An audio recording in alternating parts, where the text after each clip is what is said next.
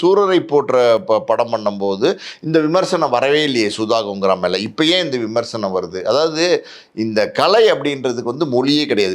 நீங்கள் சொன்னீங்கல்ல, கோடம்பாக்கம் தான் வந்து ஹப்பாக இருந்துச்சு. தமிழ்நாடு தான் வந்து, அதுலேயும் குறிப்பாக வந்து சென்னை தான் வந்து பார்த்தீங்கன்னா போர்ட்டாக இருந்துச்சு. யாருக்கு போர்ட்டாக இருந்துச்சுன்னா, எல்லா மாநிலங்கள் படமும் சென்னையில் தான் நடந்துச்சு. நீங்கள் தமிழ் படங்கள், தெலுங்கு படங்கள், மலையாள படங்கள், கன்னட படங்கள், அப்புறம் பார்த்தீங்கன்னா ஹிந்தி படங்கள், இது எல்லாமே சென்னையில் தான் நடந்துச்சு.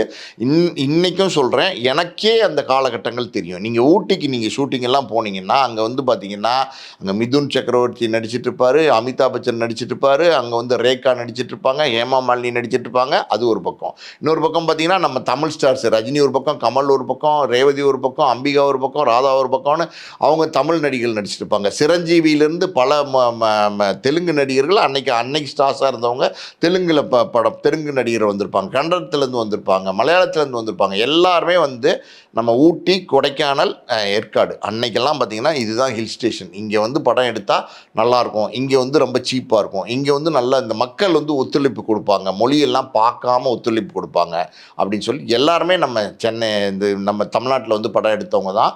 நீங்கள் AVM studio, Vijaya Vauhini studio, Prasad studio, இப்படி வந்து ஸ்டுடியோஸ்லாம் கனெக்ட் பண்ணிங்கன்னா கூட ஏவிஎம் நம்ம தமிழர் ஆரம்பித்த ஸ்டுடியோ, பிரசாத் விஜயவாகினிலாம் தெலுங்குக்காரங்க ஆரம்பித்த ஸ்டுடியோ தான்.